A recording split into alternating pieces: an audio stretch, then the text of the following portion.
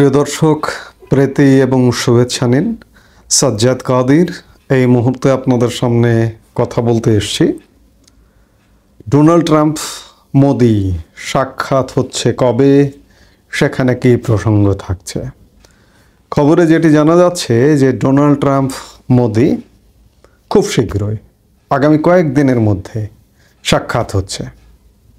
White হাউসের visitors তালিকাতেও দেখা গেছে যে সমস্ত রাষ্ট্রপ্রধান, সরকার প্রধান ডোনাল্ড ট্রাম্পের সাথে খুব শীঘ্রই সাক্ষাৎ করতে যাচ্ছেন, সেই তালিকায় ভারতের প্রধানমন্ত্রী নরেন্দ্র মোদীর নাম রয়েছে।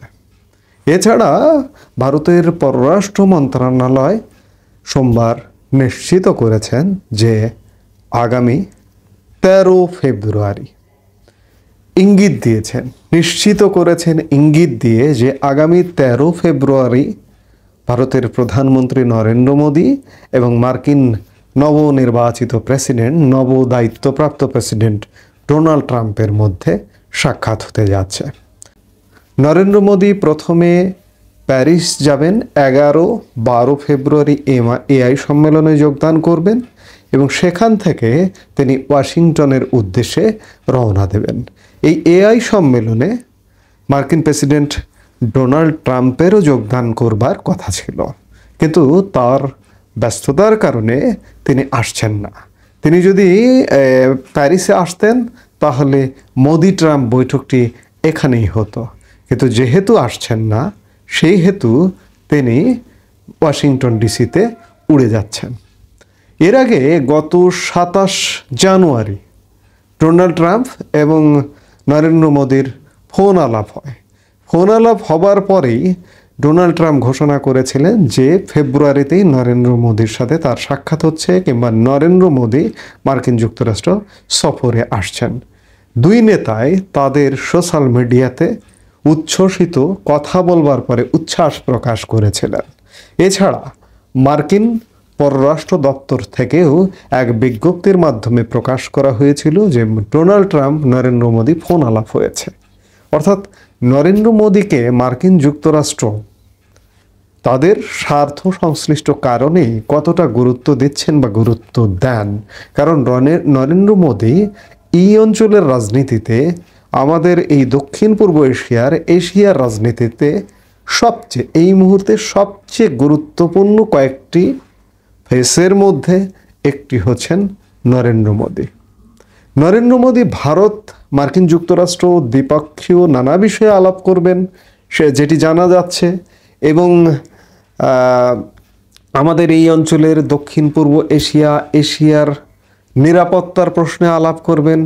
আর একটি খুব গুরুত্বপূর্ণ বিষয় এই মুহূর্তে আমাদের এই অঞ্চলে, বিশেষ করে দক্ষিণ পূর্ব এশিয়ার নিরাপত্তার ক্ষেত্রে বড় একটি থ্রেট হয়ে দাঁড়িয়েছে বাংলাদেশ খানিকটা যে পথে চলা দরকার সে পথের উল্টো পথে চলছে। উল্টো পথ, এটি একটি শিশু বোঝে বা একটি শিশু বলবেন কিভাবে? দেখুন, এই যে নির্বাচিত সরকারের পতন হয়েছে বাংলাদেশে, নির্বাচিত সরকারের পতন হবার পরে একটি অন্তর্বর্তী সরকার গঠিত হয়েছে। এই সরকারটি জনবিরোধী কাজ করছে দেশে বিদেশে, এটি ইতোমধ্যেই প্রকাশিত হয়ে গেছে।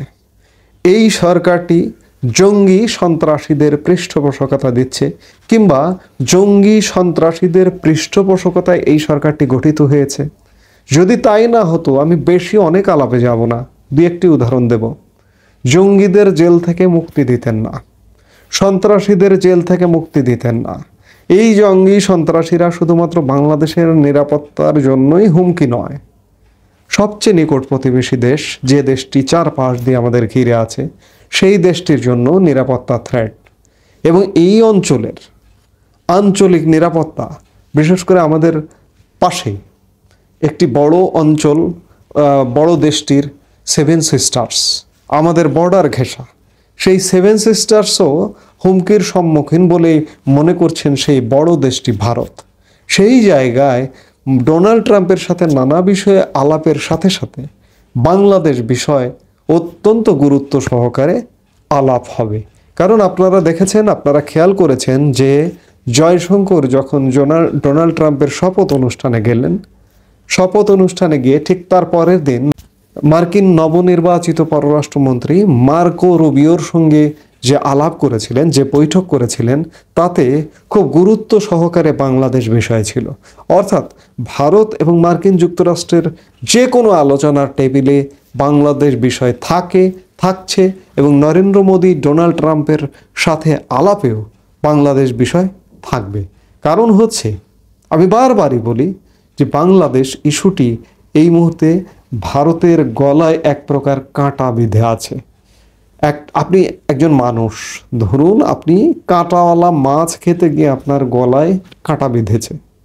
এই কাঁটাটি আপনাকে যে কোনো মূল্যে আপনি যতক্ষণ না সরাতে পারবেন ততক্ষণ আপনার ঘুম হারাম, আপনার রাতের ঘুম হয় না, সারা দিনের অস্বস্তি থাকে।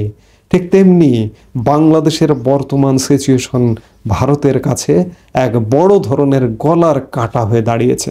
ভারত যে কোনো মূল্যে এই কাঁটা সরাবে, অন্য কাউকে লাগবে না, ভারতই সরাবে। ভারতই তার কূটনীতি দিয়ে, মার্কিন যুক্তরাষ্ট্রকে দিয়ে, রাশিয়াকে দিয়ে, যুক্তরাজ্যকে দিয়ে, এমনকি চীনকেও সাথে নিয়ে এই কাঁটা সরাবেই।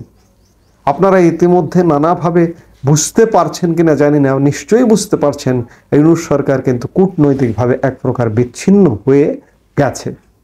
এই যে সম্প্রতি মোহাম্মদ ইউনূসের চীন সফর করবার কথা ছিল, সেখান থেকেও মার্কিন থ্রেটের ভয়ে সেখান থেকেও কিন্তু পিছু হটছে, চীন সফরে যাচ্ছে না, এটি এক প্রকার নিশ্চিত। পররাষ্ট্র উপদেষ্টা তৌহিদ হোসেন চীন সফরে যাবার পরেও কূটনৈতিক মহলে, কূটনৈতিক শিবিরে নানা রকম ঘটনা ঘটে গেছে, যার দরুন মোহাম্মদ ইউনূস চীন সফরে যাচ্ছেন না। তাহলে কার সাথে সম্পর্ক থাকে মোহাম্মদ ইউনূসের, কিংবা মোহাম্মদ ইউনূসের কথিত বাংলাদেশের? অর্থাৎ কূটনৈতিকভাবে এক প্রকার বিচ্ছিন্ন বাংলাদেশ, খানিকটা পাকিস্তানের মতো।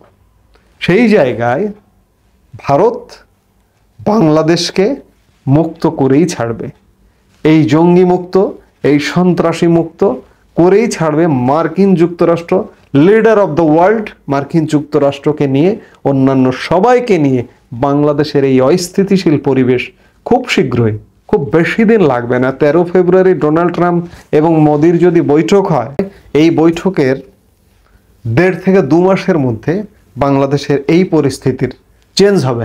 আমি এই সময়টি বললাম সর্বোচ্চ, আমি সব সময় যে কোনো ক্ষেত্রে একটু সময় হাতে নিয়ে বলি, এই সময়টি লাগবে এবং বাংলাদেশে একটি সরকার গঠিত হবে, নির্দলীয় নিরপেক্ষ সরকার, এবং সেই সরকার গঠিত হবার পরে একটি নির্বাচন হবে এবং নির্বাচনে কে ক্ষমতায় আসবে এটি বলবো না, জনগণ যাকে ভোট দিবে একটি রাজনৈতিক সরকারকে, সেই ক্ষমতায় আসে একটি নতুন সরকার গঠিত হবে। তারপরেই বাংলাদেশে যদি একটা শান্তি আসে। এই মুহূর্তে এ পর্যন্তই। সবাই ভালো থাকুন, সুস্থ থাকুন।